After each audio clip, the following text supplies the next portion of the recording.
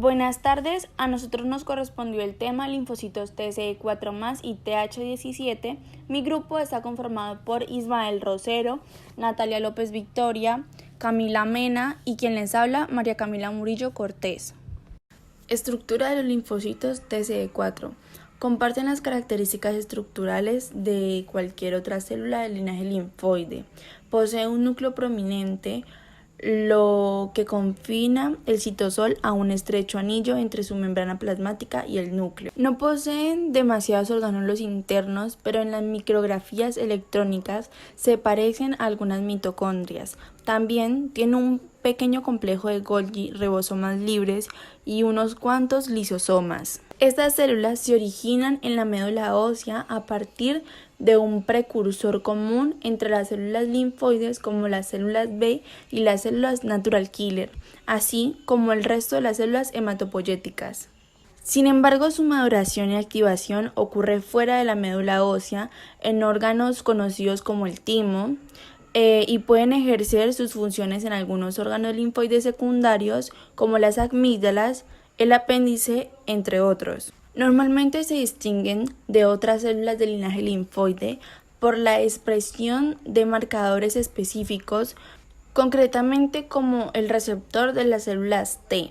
Esas proteínas de superficie pueden ser contempladas como complejos proteicos que funcionan principalmente en el reconocimiento de antígenos presentados a esas proteínas que asocian otro complejo proteico conocido como la CD3, que es un requerido para la señalización que tiene lugar durante el reconocimiento de antígenos.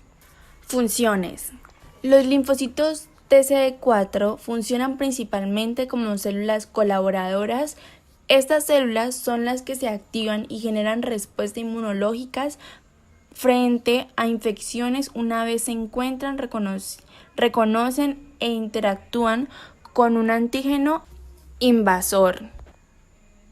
En cambio, los linfocitos T solo pueden reconocer antígenos peptídicos unidos a otras moléculas codificadas por los genes de una familia proteica conocida como complejo mayor de histocompatibilidad o MHC. Existen por lo menos 3 clases de proteínas MHC y los linfocitos TCE4 reconocen los antígenos presentados en el contexto de las MHC. El desarrollo de los linfocitos TH17 es promovida por la presentación antigénica de bacterias y hongos hacia los linfocitos T vírgenes por la célula dendrítica. Esta excreta interleuquina 6 e interleuquina 1, que ayudará a la diferenciación del linfocito T. Junto a estas dos moléculas se une el factor de crecimiento transformante beta. Estas dos moléculas en conjunto ayudarán a la diferenciación del linfocito T CD4 en TH17. La interleuquina 6 actuará en la TH17 formando factor de transcripción llamado STA-T3. Y el factor de crecimiento transformante beta ayudará a la promoción del ROR-gamma-T, que juntas ayudarán a excretar o a producir interleuquina 21. Esta interleuquina 21 puede potenciar más el desarrollo del linfocito TH17, lo que proporciona un mecanismo de amplificación. Los linfocitos TH17 excretarán interleuquina 17 e interleuquina 22. Tienen funciones efectoras como inflamación, respuesta neurotrófila para la interleuquina 17 y para la interleuquina 22 aumento de la función de barreras. En conjunto, se activarán los péptidos antimicrobianos. Moléculas de los linfocitos T CD4 tienen principalmente estructuras terciadas parecidas, una configuración a base de un conjunto de 4 hélices alfa con poca estructura en lámina beta. En la estructura general de sus receptores como tal, tenemos que hay diversos tipos de receptores de membrana para citoquinas, pero se pueden agrupar en 5 familias. Familia de receptores de citoquinas de la superfamilia de las inmunoglobulinas, que posee varios dominios extracelulares de tipo IG, como por ejemplo el receptor específico para la IL-1, familia de clase 1 de receptores de citoquinas, que son iguales a las familias de los receptores de hematopoyetinas. 3. Familia de clase 2 de receptores de citoquinas, que entre estos ejemplos podemos tener los ligandos de los interferones no inmunes IFN alfa y beta y el IFNY.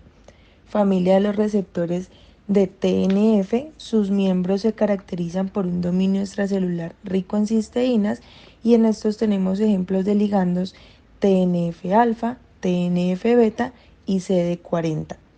Y la familia de receptores de quimioquinas, que son proteínas integrales de membrana con 7 hélices alfa inmersas en la bicapa lipídica, interaccionan por el lado que da al citoplasma con proteínas de señalización triméricas que unen un GTP.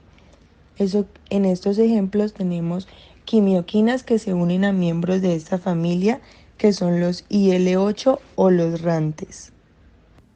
Por último hablaremos de las enfermedades de los linfocitos TCD4. El mejor ejemplo de la importancia de estos linfocitos TCD4 es demostrada con la infección por el virus de inmunodeficiencia humana VIH. Como todos los virus, el VIH se reproduce y se replica utilizando la maquinaria genética de la célula que infecta y por lo general un linfocito CD4. El VIH se une primero a la célula diana y penetra en ella. Se libera el ARN, el código genético del virus, en la célula. Para que el virus pueda replicarse, su ARN debe ser convertido en ADN. El ARN se convierte por acción de una enzima llamada transcriptasa inversa, que es producida por el VIH. El VIH muta fácilmente este punto porque la transcriptasa inversa es propensa a cometer errores durante la conversión del ARN viral al ADN. El ADN viral entra en el núcleo de la célula con la ayuda de una enzima denominada integrasa, que también es producida por el VIH. El ADN del virus se integra con el ADN de la célula. Este ADN de la célula infectada produce ahora ARN vírico, así como las proteínas necesarias para ensamblar el nuevo VIH. Se ensambla el nuevo virus a partir del ARN y de pequeñas proporciones de proteína. El virus sale a través de la membrana de la célula, envolviéndose en un fragmento de la membrana celular y llevándose al salir un poco de ella. Puede ser capaz de infectar otras células. El virus que ha abandonado la célula debe mutarse. Alcanza la madurez cuando otra enzima del VIH, la proteasa, esconde proteínas estructurales en el VIH, lo que provoca su reordenación. Los fármacos que son utilizados para tratar la infección del VIH se han desarrollado basándose en este ciclo de vida del VIH. Estos fármacos inhiben las 3 enzimas, la transcriptasa inversa, integrasa y la proteasa, que utiliza el virus para replicarse o para adherirse y penetrar en las células.